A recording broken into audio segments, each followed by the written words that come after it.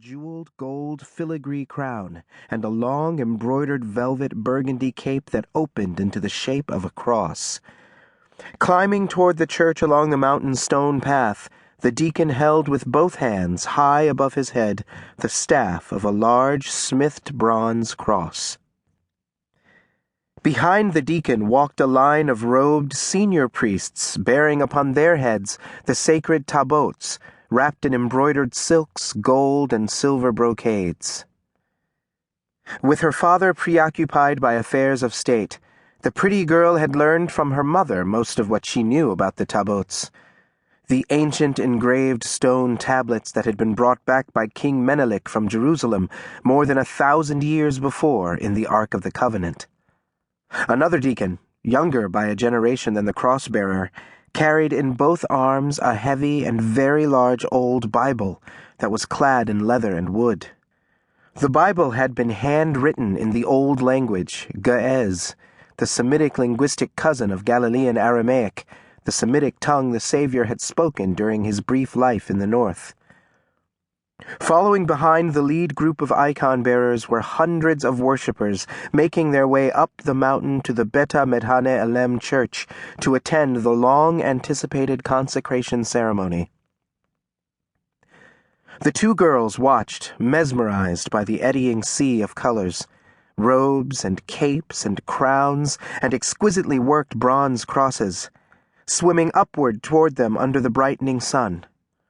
Their nostrils filled with the bouquet of frankincense and myrrh spent onto the soaring mountain currents by swinging bronze censers.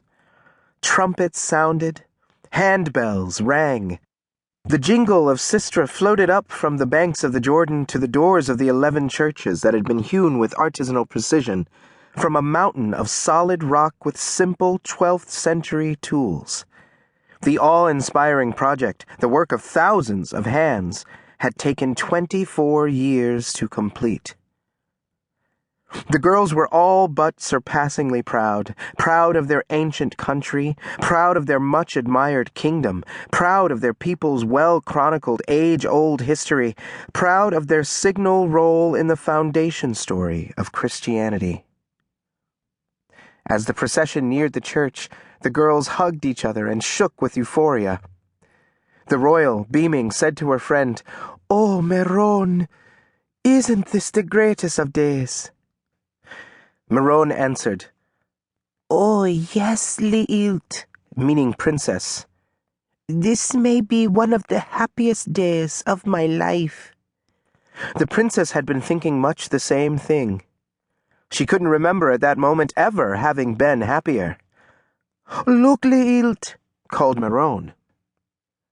As Meron was speaking, the princess felt in her ears a pulsating rush of blood and heard an unfamiliar interior voice that was not her own. The voice seemed to be coming from far away and inside her head at the same time.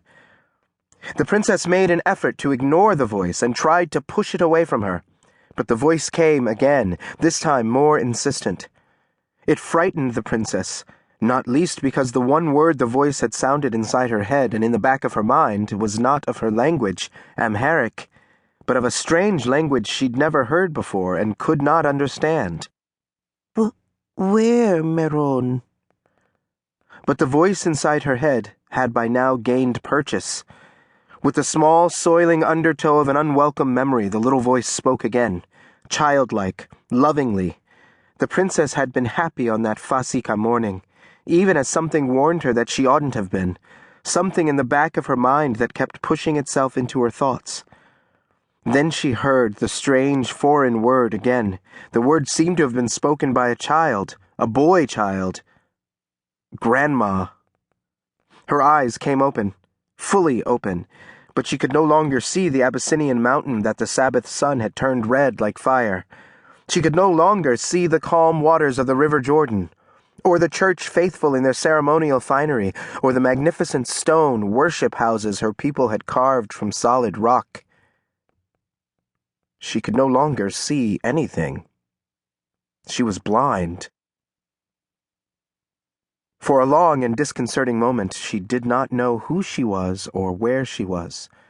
Only 5 to 8 seconds later did she begin to realize that she